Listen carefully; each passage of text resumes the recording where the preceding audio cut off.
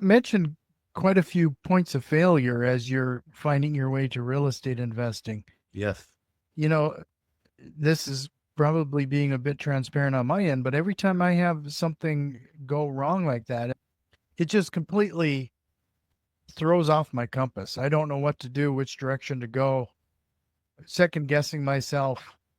But you seem to try again. Is that a mindset thing, or did you experience that as well? well, at the time of the failure, it's really difficult. It's really hard because it hits you. Of course, you try to do your best at the time with the knowledge that you had at the time. But after it happens and you learn from what went wrong, that's a very important reason. What went wrong? What didn't work? And, if you read about successful people, the average of fallings is about 3.8 times. Every successful guy have failed about 3.8 times. That's the average. And looking back, I'm glad things happen the way they happen because you start from experience. And you don't start from zero. You start from extremely valuable lessons that you're not going to repeat again. And they get so recorded inside you that you simply cannot forget and you will avoid them at any cost next time. I just realized this, and I hate to make this connection, but you said the average successful person has failed 3.8 times, which you could round up to four directions on a compass. You're finding your way. You're actually finding your true north through that process. That is correct. At some point, you realize I'm already 50 years old. I realize what worked, what didn't work, the mistakes I had in my life. And also, I have found my way guided by God. I found my way in God, and that has helped me and has helped my business because we are really God centered oriented. As some people said to me, why are you saying it just like that? Some people are not going to like it. And I always said, listen, whoever doesn't like it probably shouldn't be my customer. But most people will resonate and will appreciate it because at the end, we all in the company, we are their servants. God certainly. Well, we're probably going to be touching on some of that in a minute here, but the previous story too about you talking about being scammed and losing your family's business and wealth. Is that where, a lot of the information I've seen regarding you, there's a lot of talk about preservation of wealth. Is that is that where that evolved from? Is the concept of using real estate for preservation versus growth? No, that has been a mature concept. And in the past, when we used to have the $1.2 billion portfolio, I would say the strategy was very aggressive. It was a value-added strategy with high debt. And this is a big risk in general for anybody that takes that strategy. It requires a lot of execution, and there's a lot of things that can go wrong. And one of the things that you learn is that every deal has a hiccup, every single deal, and there is no business plan that fulfills itself. There's no projection that you cannot pinpoint. There's so many moving parts when you are in that kind of a strategy that it's very hard to pinpoint exactly how things are going to go. You really have an idea. You need to trust what you're doing. And I always said, this is like going to work. Trust your training, trust what you know, and do the best you can in that sense. In that strategy, and there were many successes, especially after COVID, how things change and how the market is today.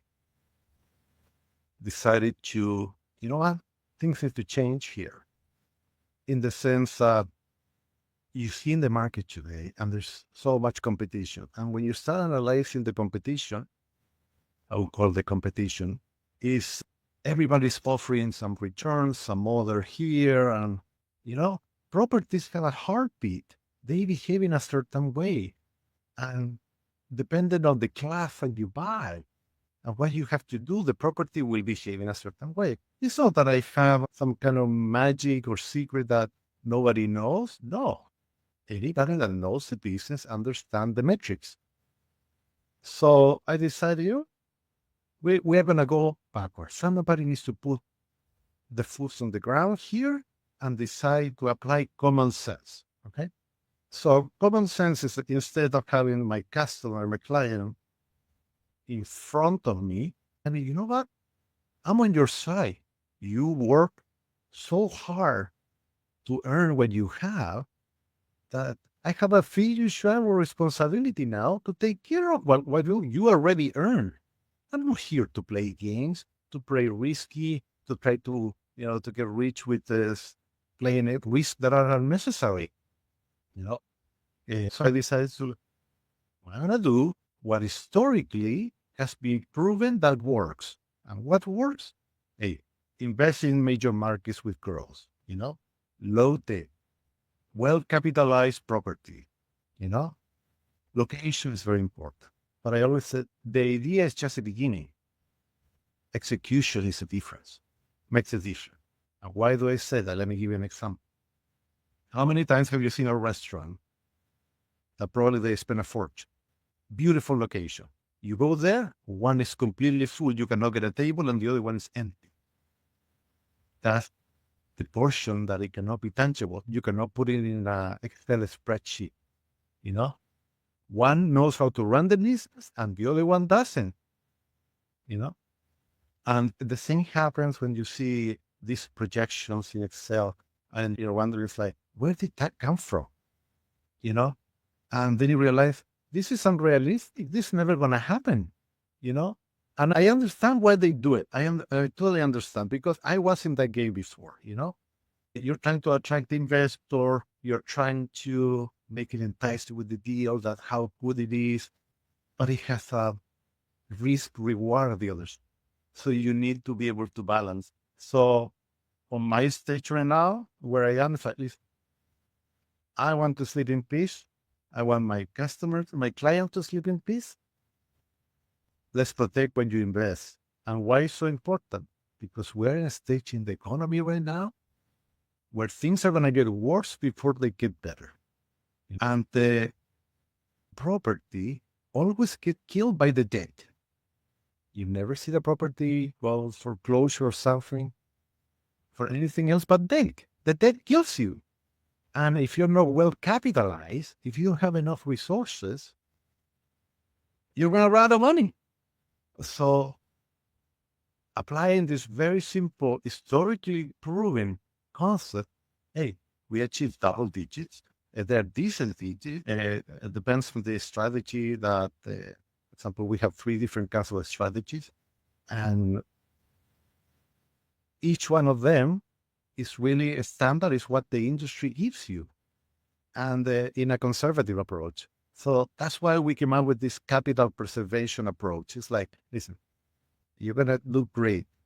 And what I'm saying is like, the concept is more like, listen, I believe we're going to be here. Okay. And I can tell you, I feel comfortable with that. Do I believe it's going to be more? Yeah. But I feel comfortable, say, right here, it's good. And we can always sit in peace without taking unnecessary risks. Well, if you enjoy what we're talking about here, folks, I'm going to send you over to biovest.com to learn a little bit more about what John Paul is talking about there, biovest.com. If you found some value in what we're talking about so far, do us a quick favor, share this with one of your investor friends.